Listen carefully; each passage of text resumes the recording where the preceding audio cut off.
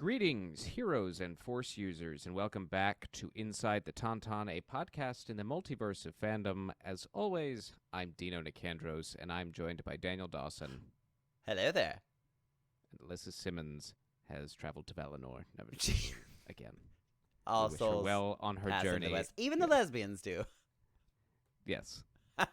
And only because Annie Lennox said she could come. Yeah, right. Annie Lennox did. I don't believe Annie Lennox is a lesbian, though. Is she not? I don't think so. Honestly? I believe That's she's news married, to me. I think she's married to a man. Wow, good for Which her. doesn't mean she's not a lesbian. But True. anyway, we have some catching up to do, my friends. We certainly do. We are back on our Lord of the Rings tangent. It's not a tangent. That's a negative connotation. Yeah. Our Lord of the Rings kick. Yeah. And we are discussing two episodes today. Episode 4, The Great Wave, which was directed by Wayne Yip, written by Stephanie Folsom, John D. Payne, and Patrick McKay. And Episode 5, Partings, also directed by Wayne Yip, and written by Justin Doble.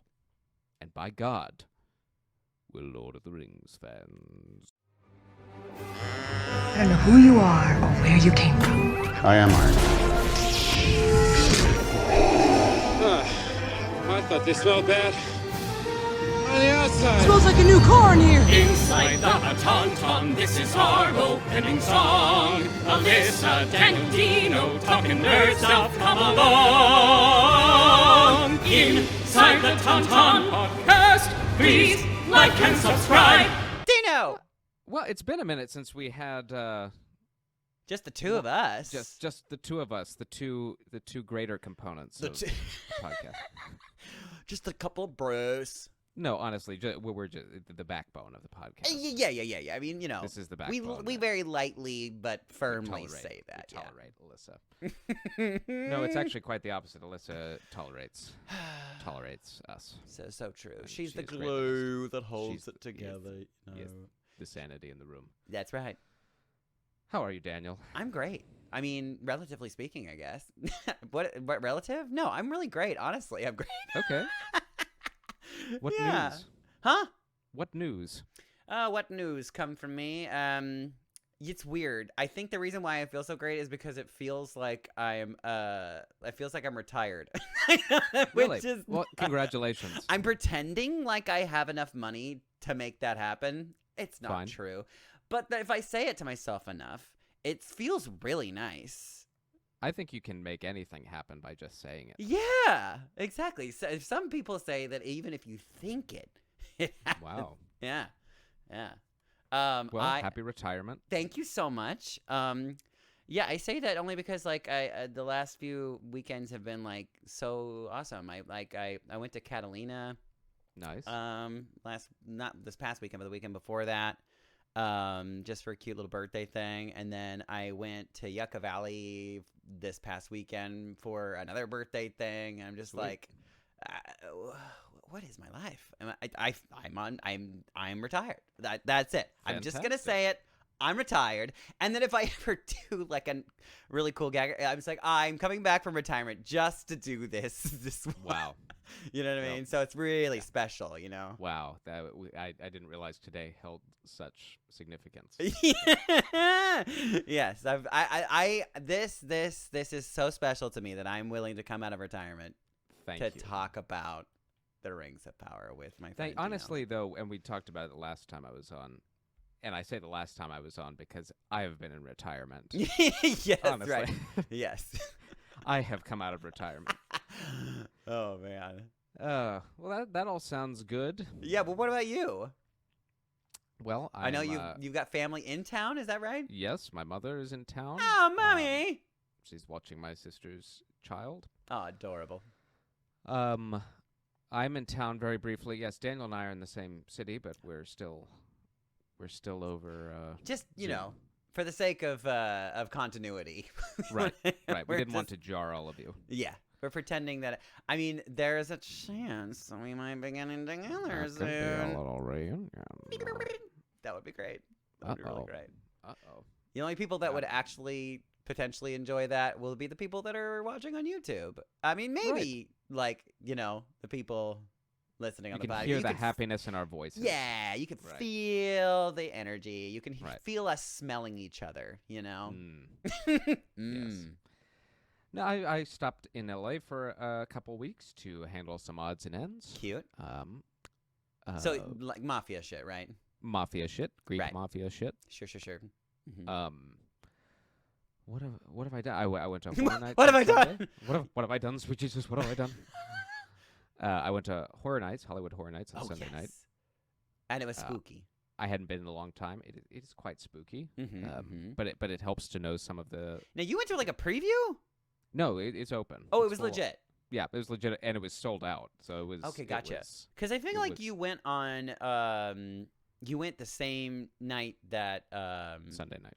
Sunday night, right. I think it was the same night that Chris went with, like, I think it was like a Hot Topic event or something like that. Did you see, Oh, like, cool. Hot Topic signs around or whatever? I did not. No? Okay. Yeah. I did not. He was saying that they kind of were, like, pushing them through, like, super fast. It was just like, Well, so speaking of which, mm-hmm. so we won't take up too much time on this, but No, let's take all of the time. so the kind of the I'm just going to every change year, the icon really quick. It's not Rings of right? Power anymore. It's Hollywood now- Horror Nights. By God, we're Hollywood Horror Nights fans.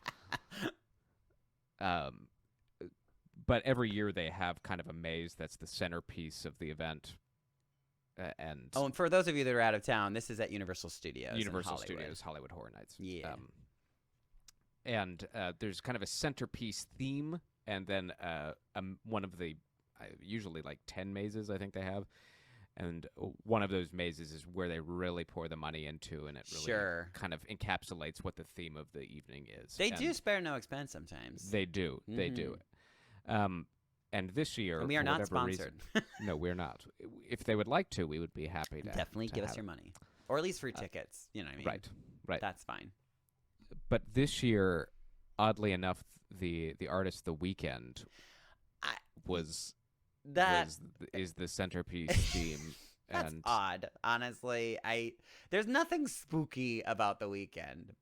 Is and, there? And well, no, about The Weeknd itself, no. Yeah. No.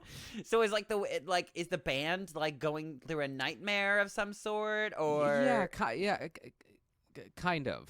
And this maze is really intricately done and quite disgusting. And are they?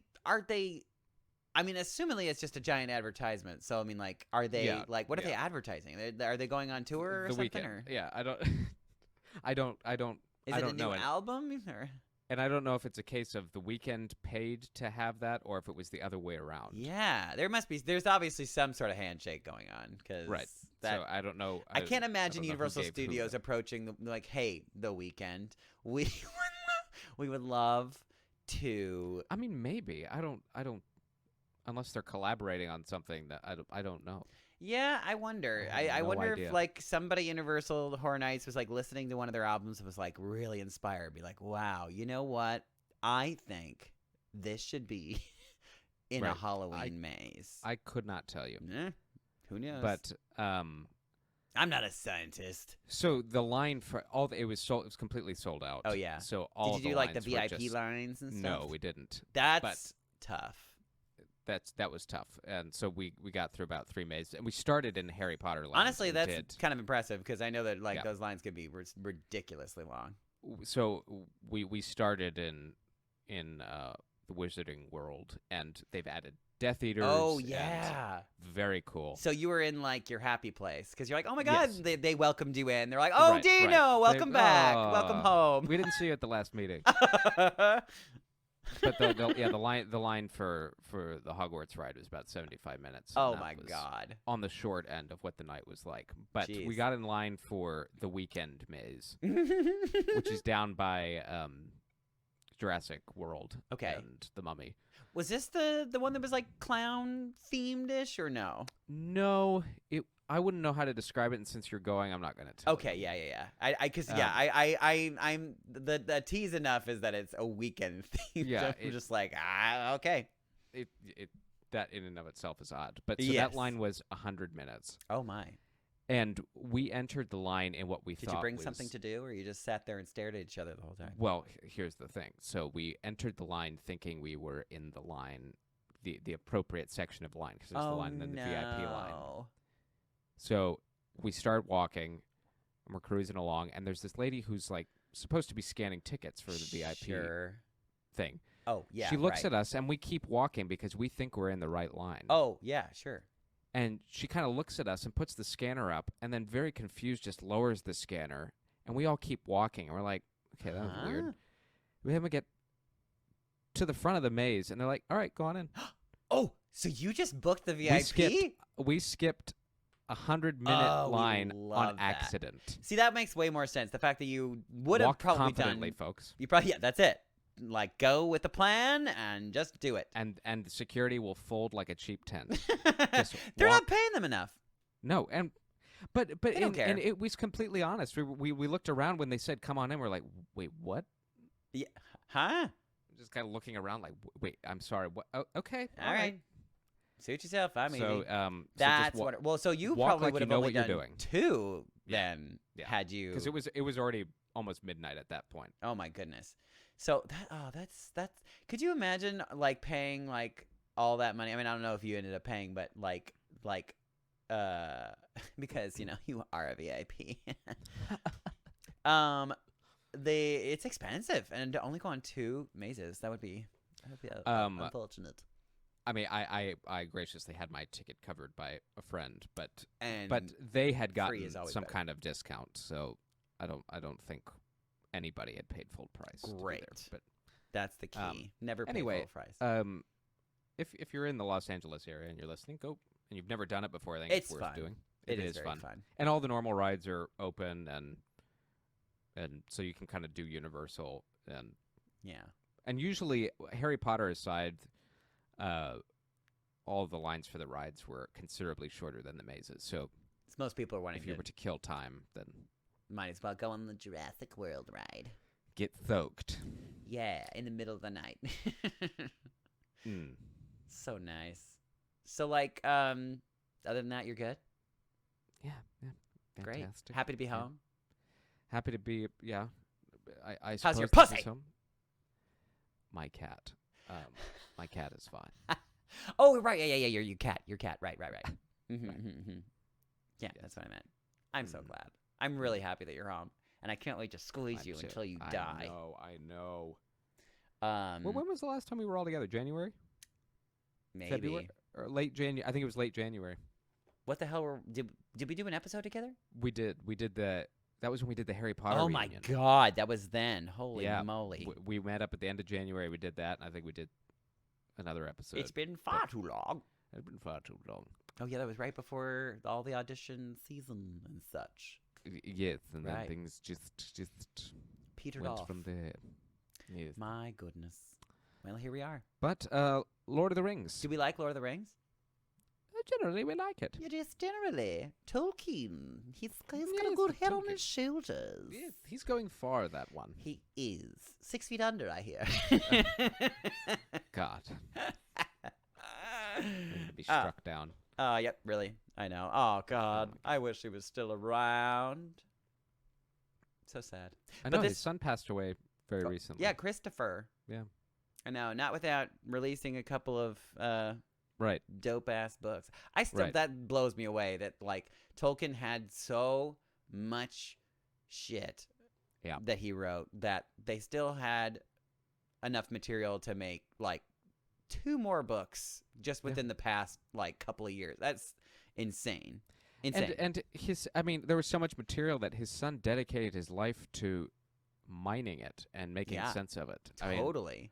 I mean, That's insane. yeah, I feel like I would too. I mean, if I was like Tolkien's son, like, you Sure. know, and rifling through all of his paperwork. Because, I mean, like, it's probably like a treasure trove. Like, you're like Yeah. looking through all the paperwork and reading all the things, and you're like literally searching for buried treasure. Because Right. I'm sure everything you read was like just so interesting. He's like, wow, this can make a good book. I mean, that must have been so cool Yeah. doing that.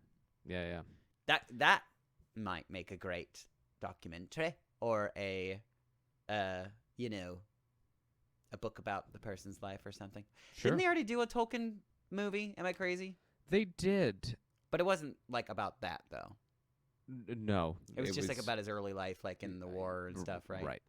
Yeah, I haven't seen it yet. Yeah. Because obviously I'm not that much of a Tolkien fan. That's not true. I love it. So what are we talking about? So we're talking about episodes 4 and 5. Oh, right. These So, these are good. These were some good episodes, I thought. Well, and the one thing that's remained consistent is just the awe-inspiring visuals. Oh my god, so much money. Just so much money. That's just going to be the much running theme. money. There's just so much money. These are our general thoughts. So much money. Wow, wow, wee, wow. Yes. I guess we could speak generally about both episodes and then kind of Sort of. mine each one a bit deeper. But Mhm. As the dwarves would. where do you feel like there is a momentum now to the story that perhaps wasn't there to begin with? Certainly think so, and it's like a whiff of momentum. It's like there's a it is interesting that we are like past the halfway point now, right? Yep. And it feels like which I mean in a new to at least some people sprawling universe. That being said, it's a sprawling universe, but we technically not new to us, but like Right. it is new to us because it's like it's since when we last saw it in Lord of the Rings, it was many years later. So it is vastly different than it was in the Lord of the Rings movies. So it might as well be thousands completely of years different. beforehand. Yeah. sprawling universe. So a lot of exposition, introducing a lot of characters, and a lot of just like the way things are, like up until this point kind of situation with like little dustings of where we might be going in the show. Nothing can kill a show like too much exposition. And I don't think that they've done that, which is good, but I am very much ready to now that feels like we've got our main players, even though we still don't have Sauron yet, it feels like. I know. Everybody's asking, like, there's 5 different characters who could be Sauron at Where this point. is Sauron? Where are you? Yeah. I does feel like we are starting to take off. Yeah. The actual moving plot has begun. Would you agree? Yes, I would. Especially with this last episode, I think. I would say my one qualm thus Qualm? far, and this won't really matter to people who aren't as rigid about the Tolkien lore. Sure. Is how much they've compacted The time. the Second Age. Yeah. Yes, it is very, very tight. And I understand why they're doing it, and I think Of course. ultimately it will serve this story well. Yeah, absolutely. I mean, and like the Lord of the Rings movies did it too. I think that the goal though is for it to have it make, you're like have it make sense, I guess, because in the Lord of the Rings movies I was just like, yeah, that all checks out for me. And it's still a really fun ride and beautiful to look at and emotionally gripping. And I think the reason I say that is because there's one kind of overarching plot line that regarding like the Númenóreans and their distrust and outright disdain for elves. Right. And the Kingsmen. And we do get an explanation for it. I don't think it's a rich enough explanation, and it's certainly not as rich as was offered up by Tolkien in the Silmarillion. Sure. And elsewhere. But the reason for, I mean, we talked about it on the last episode. It feels like there's like a very like, they took our germs! But there's a lot of things they simply can't talk about. Right. Like there's so much material they cannot use. But what's odd about that, though, is that even though that is the case, they're still like talking about Silmarillion stuff here and there, and it's confusing. I'm just like, wait, but what things do they have or don't they have? I'm confused. Because in the appendices to Lord of the Rings, the Silmarils and Númenor, all of that is briefly talked about. Sure. in the Lord of the Rings appendices. But there's even some stuff, and I'm trying to think of an example that are not in the appendices and are only in the Silmarillion, and they still mention them. I'd be curious to know what that is, because because I remember legally they're not allowed to do it. But Well, maybe they're being given a case by case. That's kind of what I'm basis, thinking. but- I'm thinking that there's like they're like, hey, listen, like, could we just have this one thing? And they're like, fine, but that's it. No more than that. But I'll be curious to see if the Tolkien estate going forward, as this moves through several seasons, if the Tolkien estate loosens up and maybe it gives them the ability to do it. But could be. I mean, I wonder if it depends on the reception and if it like is received well. Yeah. I'm hoping. I think that if I had a I don't know, a note or something, because we are, almost 5 hours into this show so far. Yeah. I haven't felt. No, that's not true. So I'm trying to think of like how I felt. Because, like in the storyline, like if we're comparing this to Lord of the Rings, which I know is not fair, but I mean, it's fair because, that's what we're, it's literally in the title, Lord of the Rings, the Rings of Power. So they are comparing themselves to it. That like these last 5 episodes would have been like the Fellowship of the Ring, kind of. We're like nearing the end of the Fellowship of the Ring, I think.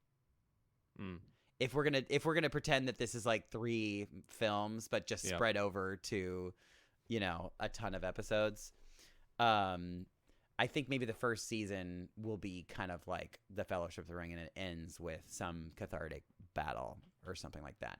But I guess I was just trying to compare myself, like how I felt like in the middle of the film, and granted I saw those films when I was right before college, I think. It was 2001 to so I was a little more impressionable back then, but I think I felt a little more emotionally engaged with the characters than I do in this show so far.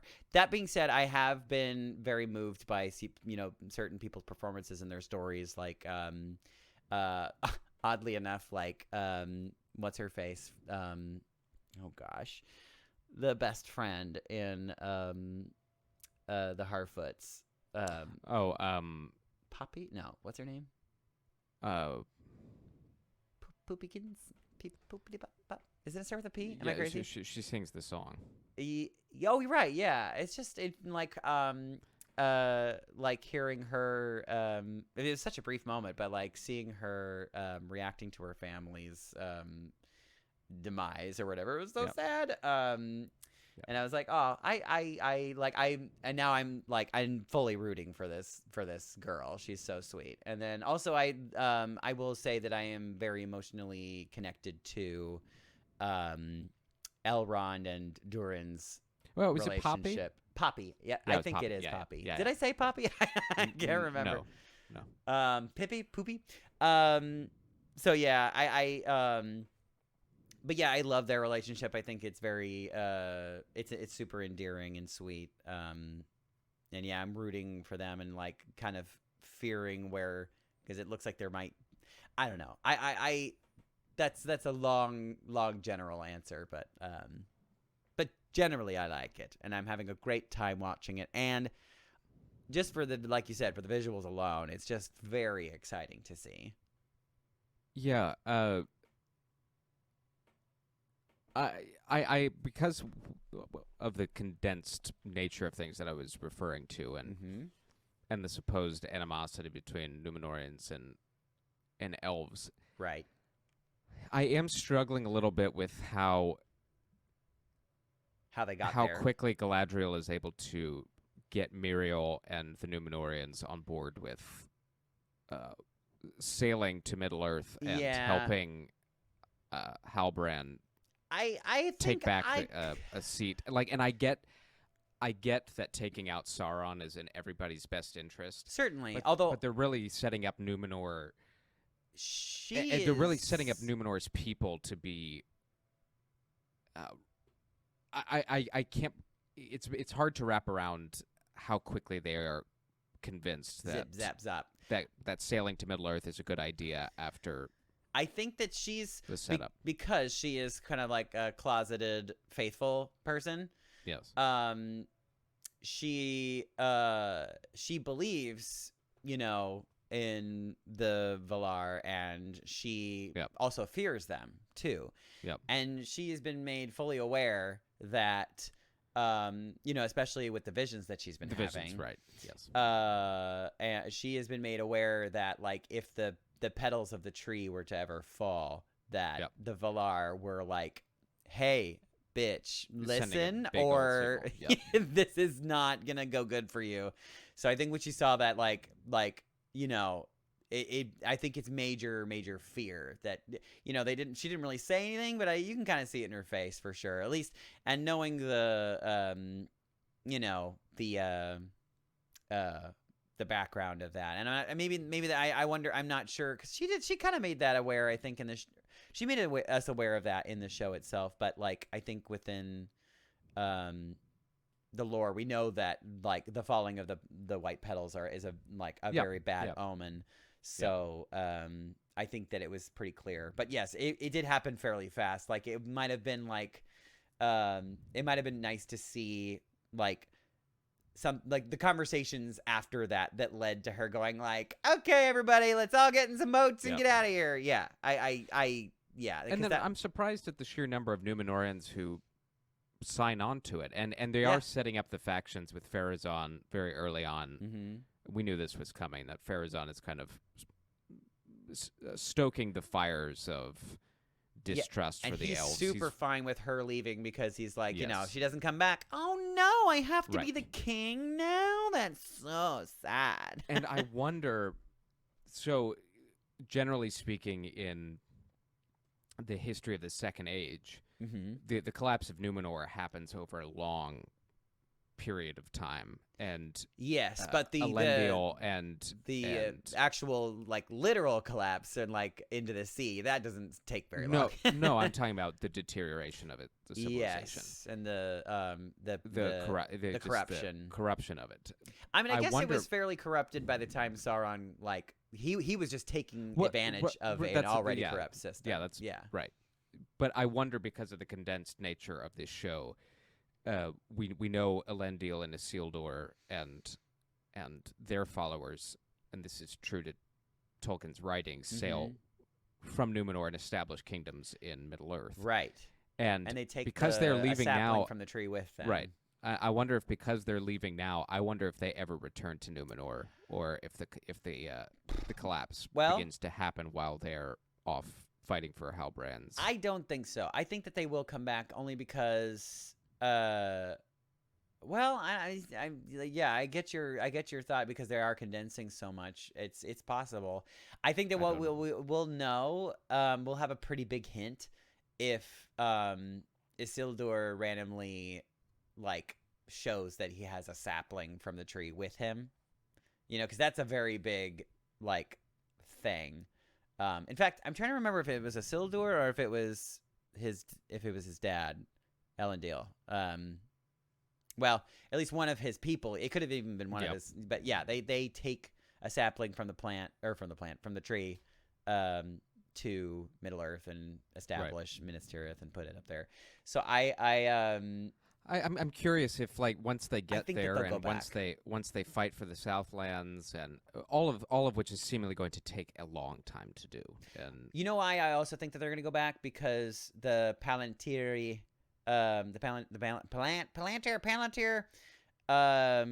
showed the future, and it showed her being there to sort of like win the waves.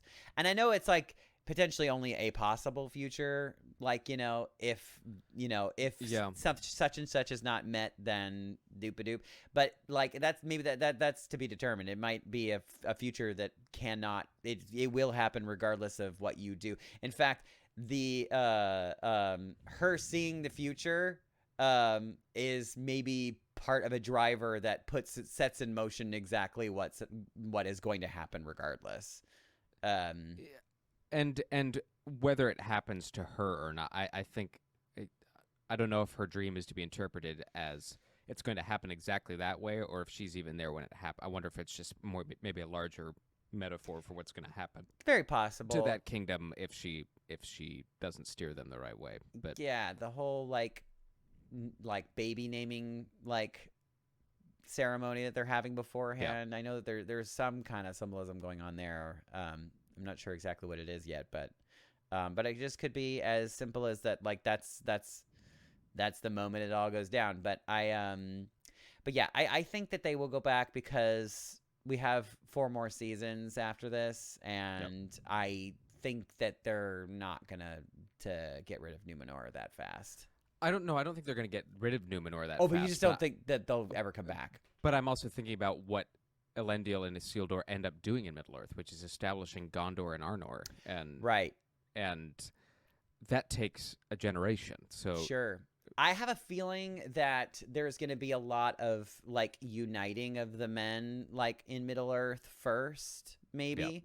Yep. And then they'll go back to Numenor, and then Numenor is about to fall. They'll be like, okay, we're going to go back to Middle-earth where they like us. And then, because, even Pharazôn says, he wants to, set up trade and all this boobity-bap.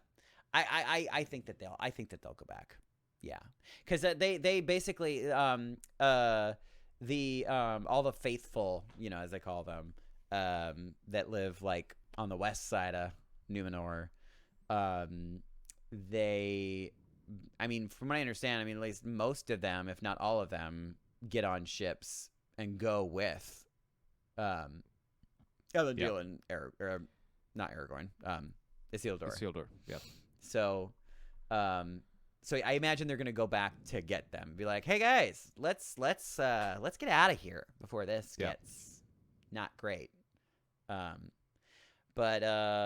oh man, that vision was spectacular. I was like, if this is only a whiff of what it's gonna be like, oh my god, I love a disaster movie. Sure. So a Lord of the Rings disaster movie, give it to me. I want it. Very biblical too. Totally. Yeah. Of course,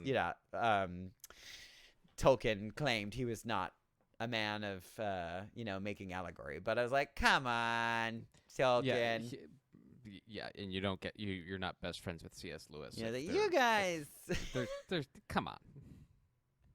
Yeah.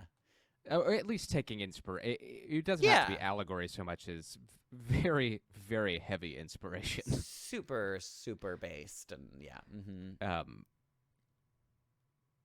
the visuals for that are awesome. Okay, Very so cool. another component, and I'm kind of dancing around the summary here. You're but dancing. I like the idea. I didn't know you were such a great dancer. Well, you don't know me then. But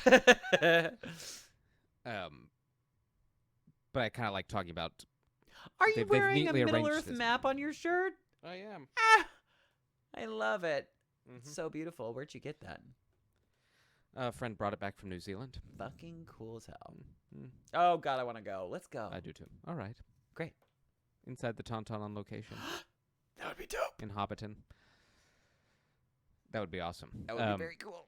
But the show is, because there is so much ground to cover, it is neatly arranged in different segments. And so we've kind of talked about, to start the show, we talked about Numenor and going back to Middle-earth and so on.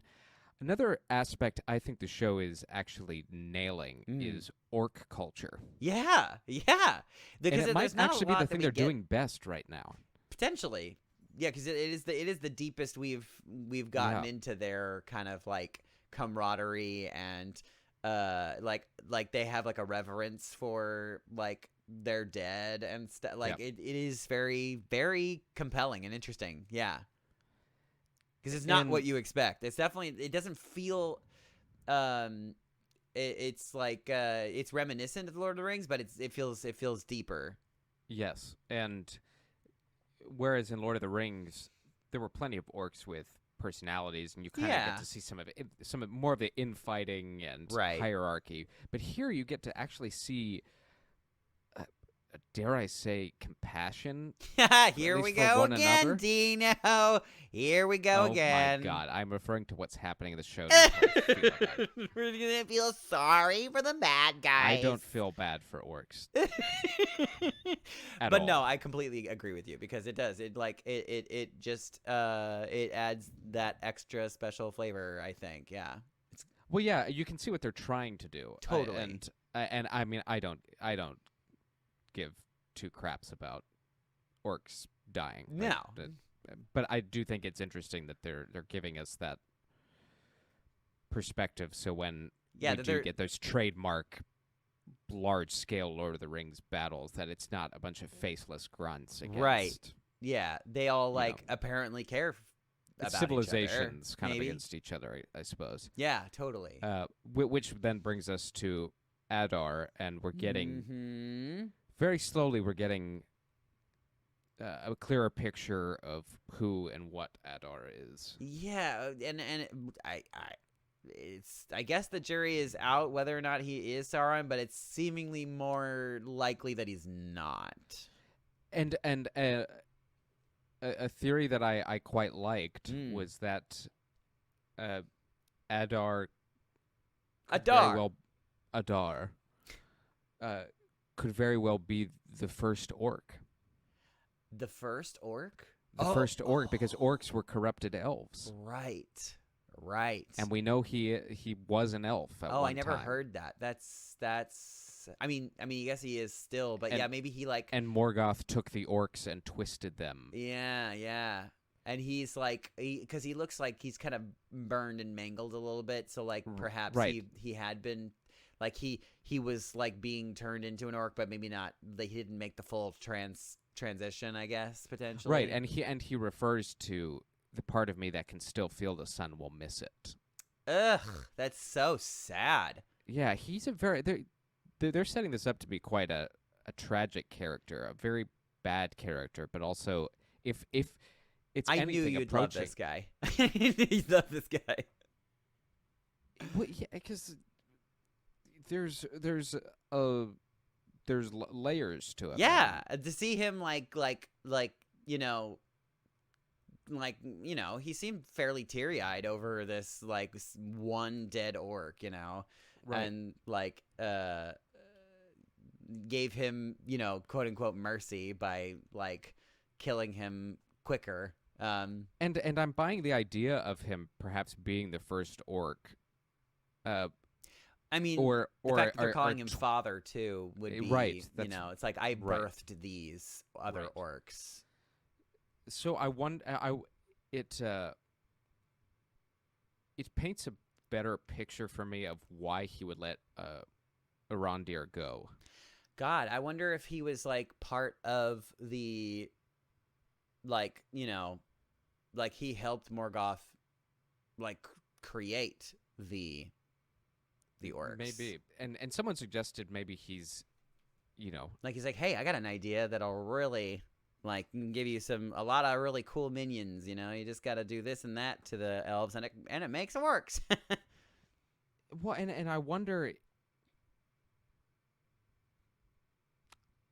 I wonder what his relationship with Sauron is. If right. Well, if and he is if he is hunting for this hilt right for Sauron or for his own purposes, and because and I'll get to it in a second. Yeah.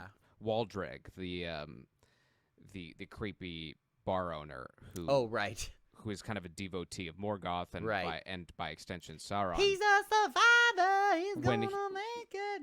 When he confronts Adar in partings, or is encountered in an encounter with him, and he says, "You are Sauron, aren't you?" And he's like, Adar what? has a very interesting reaction to it. I don't know what to make of it. It was felt almost aggressive to me, it felt aggressive, and he didn't like it. And so I wonder if there's. Well, there's a few things. I'm not sure that he didn't necessarily. So Sauron, I know, at least from the books, I remember that Sauron himself and his minions that surround him don't use his name Fine. Like they don't speak it, they don't write it down. Right. Like how dare you use my name? You know what I mean? Right. Like it's I can't remember exactly why that is. Because it's like maybe it's because it was like a given name as opposed to like his like.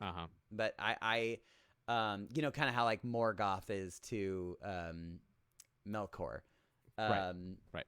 So and for those of you that are following along, Morgoth was Melkor or is Melkor, but Yeah, the people of Middle Earth called him Morgoth. So yeah, I'm it's still possible that he could be Sauron, and he's just like, don't you use that name in my presence, you bitch! You're not worthy to use that name. And he also said like what was it in the well, I guess it was this last episode. He was basically saying or was the episode before that? Anyway, he you know, he was like, what are you, basically asking, you know, and he was just like, you know, I'm not a god yet, you know what I mean? In so many words. So like either he wants to become a god, well, I mean, I think that's pretty clear that he does want to become a god, but I'm wondering if either he's been promised that he was going to be like gifted the powers of a god, or and like, you know, like from a higher power, that being Sauron potentially, like saying, hey, if you help me acquire the sword, the sword and do whatever, corrupt the Southland, gather all the orcs Southlands together, our home. Then I'm gonna put you really high up on my list. So, which, you know, common manipulation tool. But it's either that or he is Sauron and he's just like, you know, like he's lost some of his powers because of the last, you know, since Morgoth is gone now, he's like kind of lost his higher up, so now he needs to find another source of power or something. I will say though that with the blade, you know, they found that mural or carving on the wall in the tower, you know, that showed like the blade being like driven into what looked like, I think it was a man. I could be wrong, but and they're like talking as if it's like a key, and I you know, again, a lot of this is not in the book, so this is all like new fun stuff. And this tower originally was made by the men who are faithful to Morgoth. Right. So this is Osterith, right? Yes, right. Which apparently we found out is on the south side of Mordor, southwestern side of Mordor, and yeah, and I'm wondering if maybe it's like there, because we've already found out that the sword reacts to like blood, like being sort of sacrificed to it. You know, it like gives it more power. So I think that's like kind of what it's depicting. It's basically saying like, if you give me a full sacrifice, like killing some being with it will unlock such and such. You know, you fill in the blank. Right. My guess is that it literally unlocks you know, the full might and power of Sauron or something like that. Like, I think that because it's not the you know, it's not the first time that we've heard of Sauron like attaching his like power and being, like imbuing his power and being into an object. Sure. So, you know, maybe they're trying to say that the sword like holds either a portion of his soul or you know, maybe all of his soul is in this sword. I am not sure. Or maybe it's just literally a key to, you know, a chamber where he is being kept. I don't know. I think another interesting component, and it goes back to what Adar says about missing the sun. And it immediately goes, it sounds like part of the plan here is to extinguish it. Right. And that yeah. falls very much in line traditionally with what Morgoth did with the two trees, Sure. just extinguishing light. So perhaps if that's the case, then it could, if it's a key to unlock something, maybe they're going to give a little bit of extra lore to how Mount Doom erupts for the first time. Well, maybe not the first time, but like how it like becomes like a spewing magma mess. That perhaps like it's quite literally like the evil of Morgoth being like spewed out onto the land, and like the key to unlock it is this blade. Like, yeah, maybe they'll go down into the mountain and like do some kind of sacrifice. Somebody's gonna die, and then Mount Doom explodes, and then that would be a pretty dope finale. It sure would to the be. show. That would be very, very exciting to see. Yeah, I like that. That's neat. And then, so that's kind of what's going on in the Southlands. I think it's down in the south. I mean, obviously, episode 6, we're setting up a fight for Osterreath. Yeah. And Arendir and Bronwyn are leading these refugees, and I think it's kind of interesting. We don't think that battle is going to be like the end of like it is that's not like the end of the arc for season 1, is it? I mean, no, we'll have 2 episodes afterwards, so right. Well, I mean, we're just assuming that the battle is going to happen next episode. We don't really necessarily know that, right? But I think it will end with the Númenóreans showing up, and perhaps episode 8 is a grander battle. Right. I couldn't tell you where this is gonna. I know. I'm excited about that because it does feel like a big question mark. Like you would think with a known story, but I mean it's not a known story. But I mean like at least where it ends, thousands of years later, you'd think you'd kind of have an idea. You're like, oh, I bet you this is where it's gonna go. But honestly, I really don't. I think it's pretty clear that no, I guess nothing's super clear. I was I know they were talking about the tower, and they were gonna like it kind of sounds like they're gonna topple the tower maybe on top of the people or something. Did you get that Possibly. sort of idea? Yeah, I don't know. And I do think it's interesting. They're also sowing the seeds of discord within the villagers, and Waldreg is kind of one of the ringleaders of. Yeah, it's like a 50-50 split. Yeah, of people loyal to Morgoth. And of course, the people that were like, faithful to Morgoth are like, bit off more than they could chew, and they're like, "Oh no, we made the wrong choice." Yeah. Whoops. But yeah, we didn't get to see that death. I know that this is like a relatively like, PG-13 show, but like it is curious that we didn't get to see how that ended up, which makes me wonder if it actually if he died or not. Sure. Or maybe he just wanted to see that he was willing to do it, and then he's like, all right, that's good. Kind of like again, another allegory to, was it Cain and Abel? Yeah. Yeah, that sort of thing. Yeah. It's cool. As far as the Harfoots go. Harfoot. we'll Oh, talk yes. about a little bit. Oh, yes. They've had quite an adventure over 2 episodes, Mm-hmm. and I'm not sure we're necessarily closer to figuring out who the stranger is, but especially in Partings, or it is in Partings, that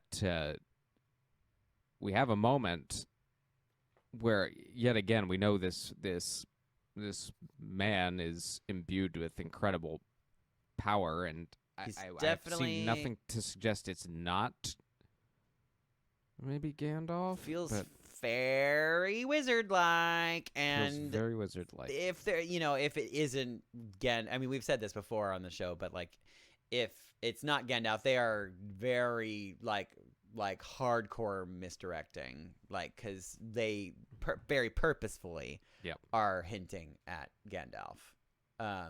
Again, just by his relationship with the Harfoots. Yeah, exactly. More than anything. And who knows? I mean, it could, if it ends up being a different wizard. This relationship between the Harfoots and the wizard might eventually inspire, Gandalf's relationship with the hobbits. But we'll see. But yeah, I very exciting. Because we haven't seen a whole lot of magic on the show yet, but I was like, Yep. the depiction is pretty cool, because it doesn't feel, I don't know, it feels fairly grounded. Like it's not, because like like in the Lord of the Rings, they didn't really show like. There wasn't a whole lot of like, it didn't feel the difference between like Harry Potter, where there's like zappy things shooting out of people's like wands and stuff like that. It feels very like almost natural, like they're controlling the elements, in order to you see Gandalf like riding on the horse, like directing the sunlight to hit the orcs, and in this you see him like freezing water to sort of like heal his arm, like hitting the earth to like send a shockwave. It kind of feels a little Avatar-esque. Yeah. But yeah, it's cool. I like the depiction of magic so far, and there hasn't been a whole lot of it, and I want to see more, and I feel like we will, which is cool. But yeah, then we got these weird like white robed people that are kind of like they I'm getting kind of like religious vibes from them. Like religious zealots or something, like perhaps they're again, I don't remember this in the books or anything, but like they could be like followers of Morgoth, or a cult to Morgoth. Yeah, and they saw the star fall. They're like, ooh, we better go check this out. But interestingly enough, I went in my research online, somebody had pointed out that on one of those characters' shields, I think it was like a shield, like on the back side of the shield was the depiction of that same what's it called? Star constellation. Yep. That he like showed them. And that's in the little book. Which is interesting. So yeah. Either they're maybe like worshippers of Morgoth, or they like have a higher understanding of Iluvatar and like how he works and stuff, and they like know that this constellation is super special because of who knows what, and they it was foretold that in time of great need that he would send wizards, helpers to come, and they're like there to sort of be like the welcome committee or something, but they gave off pretty evil vibes to me, though. Very much so. Right? Yes. It's spooky. Very spooky. I do love to go back to the Harfoots. I do love how dangerous the world is to them. And yeah, they're so fragile. I think honestly they're probably the ones I'm most emotionally connected to at this point. And I think that's no mistake. I'm not sure I saw. Yeah, I'm not sure I saw that coming necessarily, but well, it's. I think in a grand story like this, where there's magic and knights and like all these like whimsical, crazy things, you need a very grounded like character that like I think that honestly, even though we have like literal humans in the show, like I think a lot of us can relate more to the Harfoots and the Hobbits than anyone else because they're the most ordinary. Yeah, no, I agree with that. Not saying that we're ordinary because we're not. We're like super not ordinary. Not remotely ordinary. Yeah, but I mean, I think most of us can like say that we, haven't been on some crazy like quest to fight a dragon and, steal a ring and do all these crazy things that they end up doing. And that was such a sweet moment between the stranger and Nori. Oh, where she's describing the difference between good and peril. And, he's like, "Oh, I'm peril." He's like, "I'm "No, peril." no, no, He's no. like, "No, you're good." He's like, "I'm good. Okay, sure, I'll be good." Like it's like as if he like, and it's cute. It was really really cute because I mean I don't think that and when he said I'm peril, like I think that some people might have construed that as him like, saying that he's evil, but I don't think that's the case. I think that he was just like saying that he's dangerous because I mean that is true because he, doesn't know his own strength and doesn't. He's still kind of like, I think that because he's this like spiritual immortal creature that has been put into this mortal body and like not quite like it, but my first thing that came to mind is the freaking Men in Black, the character sugar water. Like he's just not really sure how to walk or talk or do anything because it's like, what is this weird human skin that I'm in? Right. Yeah, and like speech and talking and everything is new. Yeah, I think it's very, very cute that he's like fairly quickly picking up on what the hell is going on. But yeah, I'm excited to see where that relationship goes. Let's move over to Khazad-dûm. Ooh, yeah. Super interesting. I think what these two episodes have done well, they're really fleshing out the dwarves in an interesting way. And yeah, very much so. There's a very specific moment I'm thinking of. And this, I think it's a material that they've given him great material, but like I really do enjoy this actor's depiction of Durin. He's funny, he's likable, really really fun. Yes, very much so. And there's the moment I actually really enjoy is when Princess Disa is. She's doing an amazing job too. She is, and she's kind of singing / wailing. Yeah. And it's when the miners get trapped. Right. And it's basically asking Aule to. Right. Elrond asks her what is she singing, and she said it's a plea to the rocks to move themselves and to free the trapped dwarves. Oh my God! I'm so glad you brought this up because it reminded me of something. Please go on. I'm putting a pin in it. No.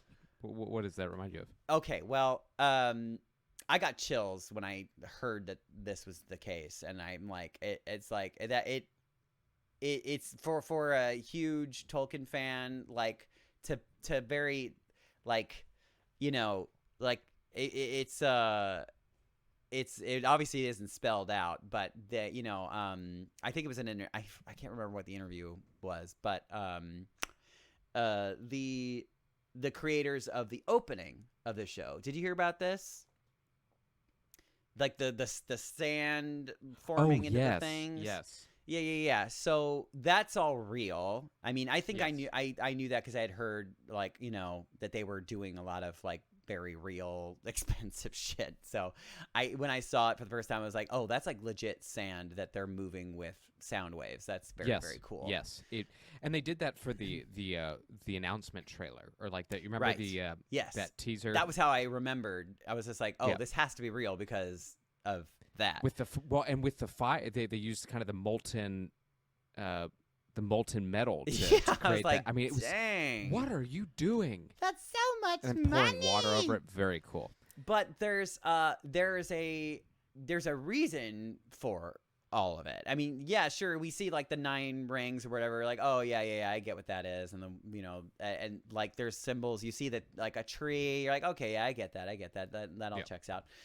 But the overarching symbolism of it all, if you've read the Silmarillion, which basically literally is like the genesis of Creation story, of the creation story of Middle Earth, Iluvatar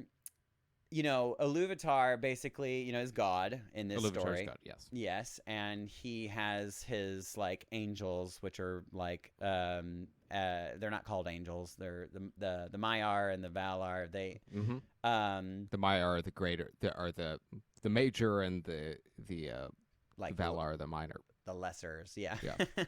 The ones that are sent to Earth basically are the Valar, if I remember right. Is that right? Actually, let me make sure I'm not getting that mixed around. I know, same. It's been a second. But the more important part about it is that in this like, in the void, they're there, and the Valar are the greater, the Maiar are the junior. There it goes. Okay, that's right. That's right. Yeah.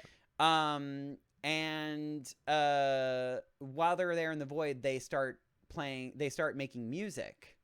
And through the making of the music, they create the earth. Right. And there's a dissonance in this music that is created by Melkor, right, who's like one of them. Melkor, but it's just like, I'm going to do my own thing and make it dissonant. He writes his own chord, yeah. Yes, which basically imbues evil into the land. And so this is quite literally a depiction, like, the symbolic depiction of sound, like moving earth. Right. Like being the sand. So I was like, what a cool way to do that without like really spelling it out, Right. Well, and how important song is. Just, Tolkien incorporated it all across his writings, and then in the visual reproductions and the movies. You think about, I think about Fellowship of the Ring. The first time, it's in the extended version when Frodo and Sam have just left the Shire and they see the elves heading to the Grey Havens. Yes, and they hear that song for the first time, and they're like, they're all singing Enya music. Right. But you're very right. Like these are all nods to the fact that music was literally responsible for the creation of the world. Yes, very, very cool. Lovely Yes. little dash of color. It gives it so much more meaning because it looks cool. I mean, yes, it is it does. cool that they're able to do that with it, but it has legit meaning, which is nice. I am enjoying Durin and Elrond's. All their banter, it's great. Their banter is fantastic. Yes, it's a great relationship. And they picked good actors to play them, but also like they it feels like they have been friends for many, many years. And I buy them as kind of the conduits to which the elves and dwarves will work together. We get an interesting piece of lore when Elrond reveals the truth of why he shows up in Khazad-dûm. Yes. And, he's after Mithril, which if you're listening and you remember Mithril, it's because it's what the dwarves wove. It's an unbreakable sort of really freaking hard material and super fucking light. And Frodo is gifted one that Bilbo had given him that he had gotten from the dwarves. And it's here that Elrond reveals the elves need it to preserve their immortality. Otherwise, they need to leave Middle-earth. Yeah. For good. Ostensibly putting the fate of elven culture in Durin's hands. And I love that Durin loves this fact. Could you say that one more time? You say that one more time. Oh, it's so funny. And of course, this is not. I mean, the light of the Eldar is fading in the books. That is Yes. legit. That being said, it's never really firmly stated that in order to preserve it, they need mithril. I don't that is a new addition, which honestly I think it's cool. I like the idea. I don't yet understand why necessarily, but well, because it does like apparently give off its own magical light, I guess, that lasts allegedly forever, and they have a depiction in it which is cool as hell. I was like, ooh, this symbolism is very cool. That being said, it is definitely not canon, at least as far as you know, Tolkien nerds know. They in the show they depict a Silmaril being hidden in a tree on top of the Misty Mountains. Yep. Which is not true, at least as far as we know. Like, as far as we know from the Silmarillion, and the the Penances and all of the above, one of them was like thrown into the sea. Another one was like somebody like took it down with them like into like hot magma. Yep. And then another one turned into was basically Arendelle, like he turned into a star like with the Silmaril. So like we all with and those are the three. So we pretty much know where all three of them ended up. Doesn't mean that I guess like somehow one of them was found and then hidden again. I guess that's possible, but my thought is that it could be just more revisionist history that like is.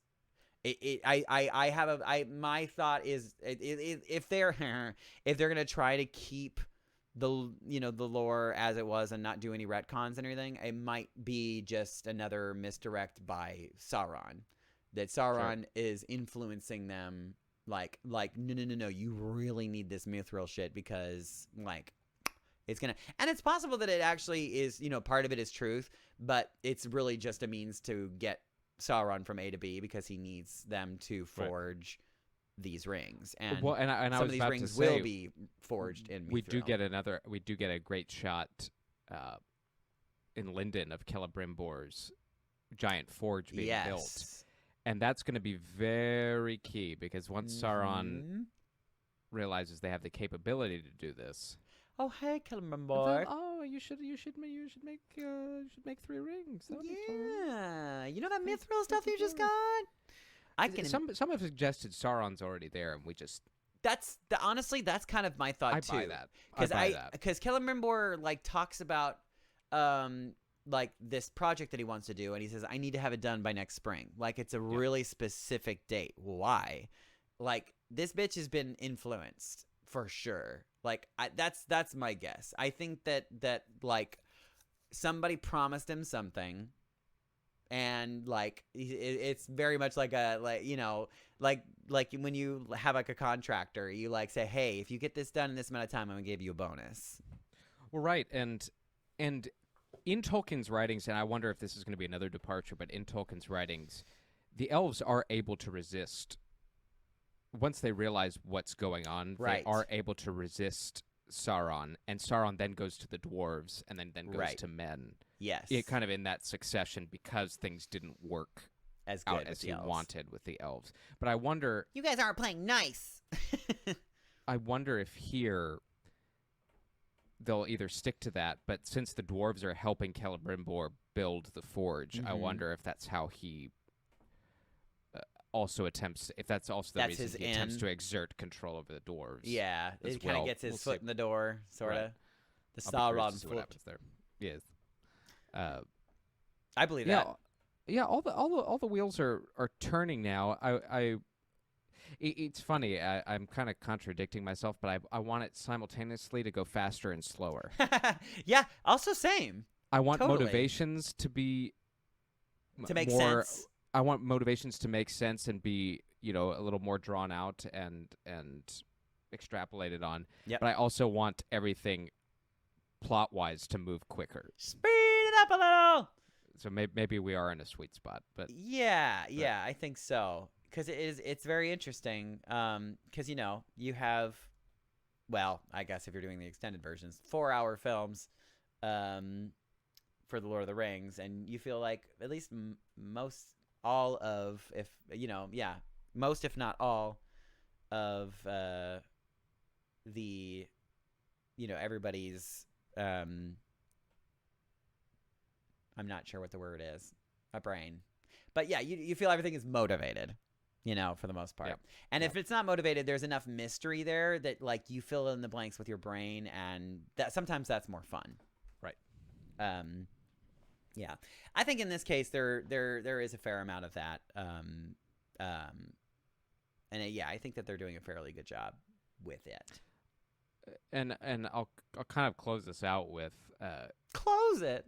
Bear McCreary is doing such an unbelievable job with the music. Yeah, dude, it's so great. Especially with how Partings ends with the 3 Numenorian ships heading out, and you kind of get the Gorgeous. Elven fanfare and the Numenorian fanfare kind of. They stretched that out interwoven. for a reason. Yeah. Because It's like, they're like, this is gonna be very beautiful. This is gonna sound great. It was very Howard Shore-esque. Yes, While taking on an identity completely of its own, and definitely. I love that Numenor musically is expressed as kind of it kind of reminds me of Alexandria from ancient times, where it has Sure. the Greek, Egyptian, and Middle Eastern components all shoved together, Definitely. both visually and musically, and it's very, very cool. Yeah, there's definitely Mediterranean and Middle Eastern. yeah, you can hear kind of all combined. those French horns, and that which is reminiscent of like all their Gondor, Rohan Yep. stuff. Yep. Yeah, they're doing a great job with that music. Yes. I'm liking it a lot. Jeez. Well, fine. Well, fine, I guess. I don't know. Where where do we go from here? Like, I'm sure there's some things that we didn't cover, but I mean, we got to every corner of it thus far, but for the most part, I think the next episode, the imminent event, will be the battle for Osterreith. and assumedly. assuming that's a battle at all. True. I mean, I don't know Yeah, I mean, like, I what feel those like refugees are capable of. I but- feel like they kind of need to fail potentially. Like, not like 100% feel like maybe they'll get some of those, some of those main characters out of there. Like, there'll be like an escape thing happening, or not. It might be Yeah. super tragic because, like, for instance, like I was saying before, some sacrifice needs to be made. Yep. And it might be a really, really sad moment to lose one of those main characters. Yeah, I don't foresee this. Oh shoot, oh gosh, I've forgotten their names. The added characters. Oh dear, the elf and the human female. Arendir and Bronwyn. Yes, thank you. I don't foresee their characters having a happy end. No. If I had to guess, I think Bronwyn's gonna eat it. Oh, you think she's gonna eat it first? Yeah. I guess that's pretty fair. Maybe she's the one that gets sacrificed. Oh, that'd be so sad. Yikes. Jeez. Well, we'll see. We'll effing see. She's gonna eat it, performing some heroic act. Really heroic act, yeah. Yeah. I don't know if it's gonna happen in this next episode or not, but yeah, I Yep, think I don't know. some sad stuff is gonna go down. Because they need to fail in order for them. Because I guess they could make a, it's possible they might make a win and just like put a stall in Sauron's plans to make Mordor great again. Sure. And so yeah, they may win and think that everything's cool, but then it's really not. But my guess is that they're going to lose, if not like very completely, like at least partially enough that they're able to sort of keep moving on with their plans. And like the sword is going to fall into their hands. I think that maybe they'll save everybody, but they're going to get the sword, which is like the worst thing that could happen potentially. That's my guess. Spoiler alert, if it's right. Preemptive spoiler alert. Yes, right. Oh, jeez. I'm excited though. I love Yeah, this. I me love too. it. I really do. I don't fully comprehend the people that are just kind of refusing to like it. I fully comprehend it. It's they don't like anything that is remotely different from what they imagined it to be. yeah, just making reasons. Yeah. And that's different than having little plot qualms here. Or Yeah, because like we talked about before, we it. both have that, but we still can enjoy It's a show it. that's still finding its footing, Yes. as most season ones do. Truly. We're really going to find out a lot about this show in these last 3 episodes. Now that the table is kind of set for, some larger set pieces to take place. And Speaking of the we're gonna table, see- that was a very funny. yes, I yes, really stealing like the that table. bit with Durin's table. Very funny. But yeah, I think these last 3 episodes are going to determine what this show is capable of on a much grander scale, and Totally. it'll either it'll swim or sink. Oh, I hope it swims. I really do do. too. I really do. I really am rooting for them Yep. because, it's unfortunate that we have so many gatekeepers, but they do have a lot to prove. Yeah.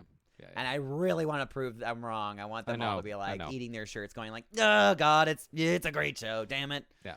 Which they will never do. But You're right. There's no way. I do think it's hilarious that they hate watch it though. 'Cause I that's know. That's a lot of hours to hate something. It It's like, really is. It really is. what are you doing? If you don't like it, then just stop watching it. Stop. You sadomasochists. Ugh. People are funny. Well, all right. All right. We're gonna have Alyssa back here shortly, and we're gonna throw some episodes of Andor at you. Which, Yeah. speaking of different Star Wars, Oh man. Yeah. Little teaser, but and it's just it's like really well acted. it's pretty great. I'm liking it It's so really far. well written and acted. Yep. So We got a lot to talk about. Probably do. potentially 4 episodes to talk about at once. We'll see. yes, we'll probably do what we've done here and kind of guide you through the kind of larger storylines, and then Yeah. go from People there. with ADD will really enjoy our Yes. because it's going to go we lay it all out over the Yes, place. we lay it all out. Uh, All right. Well, now what do Well, we Daniel, do? we sign off. Well, I tell you what. First and foremost, if you're not following us on Instagram, you should, because You're an idiot. you're just silly. You're just a silly little goose. But yes, also on pretty much everywhere else you can get social medias. We are at Inside the Tauntaun podcast. Is that right? Did I say that right? I think so. That'd be very embarrassing if I said it wrong. But you need to follow us here because we do a lot of our announcements there. At Inside the Tauntaun on Instagram. Thank Inside the Tauntaun. you very much. That's it. But yeah, please follow us. And also, if you're not, if you're watching this on YouTube, like and subscribe, because like every little boop helps us. Throw us some comments. Yeah, and also be a part of the conversation. If you like super agree with us or you super don't, let us know. I love talking to nerds. Daniel, Yes, so I just came across something on Twitter. you did. Just now? I I totally thought you froze. I was like, oh no. no, I'm just confirming it as we are here. As we are here right now. As we are here right now. Oh my God. What are you... Deadpool 3 is set for September 6th, 2024, Oh man. featuring Hugh Jackman returning as Wolverine. Oh my God. Of course he is. Which is so funny because of their Their relationship. Their social media relationship is ridiculous. I'm sure they're like, this is he's the like, I'm not ultimate doing it troll. unless he's in it, because like that's too That is wonderful. So funny. I mean, I knew I that cannot wait. Yeah, I knew they were rumoring that Deadpool 3 was coming out relatively soon, but 2004 is kind of far. It just says December of 2004. And Ryan right? Reynolds says on he released a video of him working out on Twitter, and he says, hard keeping my mouth sewn shut about this one. Hilarious. That's funny. And that's cool. yeah, that is very effing cool. That's very freaking cool. Well, that's cool. All right. Oh, man, it's a good time to be a nerd. Yeah, if you're watching House of the Dragon, that got really good this past weekend. God, yeah, really got good. real good. Yeah, very, There's very a lot of good cool. acting going on TV right now. Very, very fun. And it's overwhelming. Yes. Yeah. All right, nerds. That's it. How Alyssa usually does this. What do we do now? No. Well, I'll do it. Okay, good. Thank God. Okay. You know, I'd screw it up. Yes. Yes. This is Inside the Tauntaun, a podcast in the multiverse of fandom. I'm Dino DeCandros. Oh, and I'm Daniel Dawson. May the Force be with you always. See ya. Inside the Tauntaun podcast. Please like and subscribe.